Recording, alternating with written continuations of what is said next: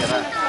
Dati doon sila sa tabi ng basura, dahil ginamit ni Reggie Romero yan, yung art and builder, tinanggal sila, ginawa naman sila ng palilipatan nila nung kahit pa.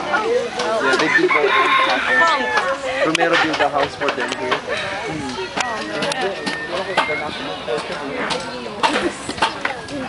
Very, brilliant, di ba, na-expose sa Jari. Kasi yung permanent housing, di ba, it's not yet finished for people move there. And then the people will pay it in ano, parang right amount. Ako, I don't want to pay sana, kaya ano.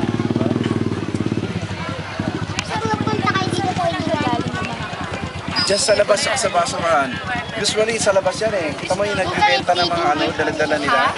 Binibili na 500 pesos per pasok pa sa basurahan. Mga scrap materials. Kaya yung amoy delikado kasi may mga insecticide yun, may pamatayan, yung kahoy na sulig ng bayan, na masakit talaga. So karamihan. Yung aming love to learn, nag-special sa mga batang ganyan, nakita namin, nag-willing, hindi nag-aaral. Doon kami nag-umpisa, kaya nagkaroon kami ng love to learn.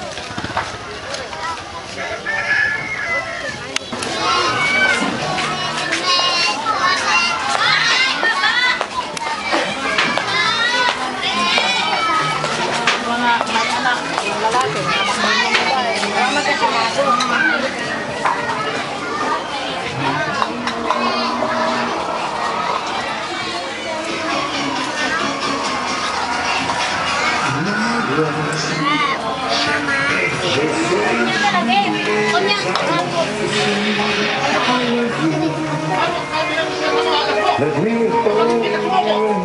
Papatay na ako ng bata ko to!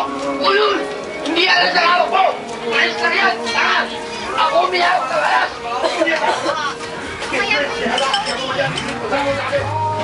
Ano problema mo? Ano problema mo? Sa TV? Oo, sa Channel 5. Ha? 5 ba yun? 5! Ano sinabi ko?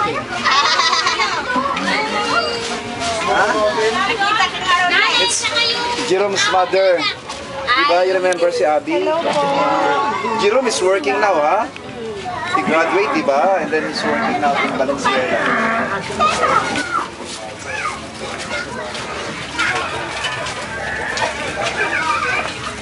Kabuhusan kita. Mababong tao!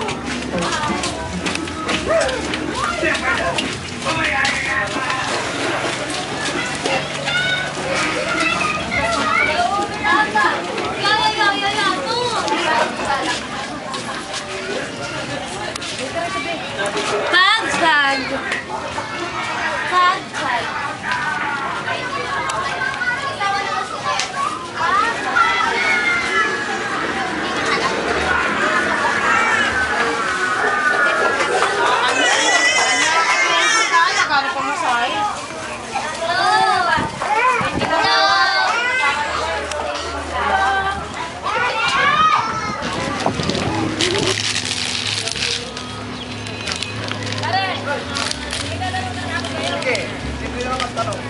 Mamaya, may bayad na.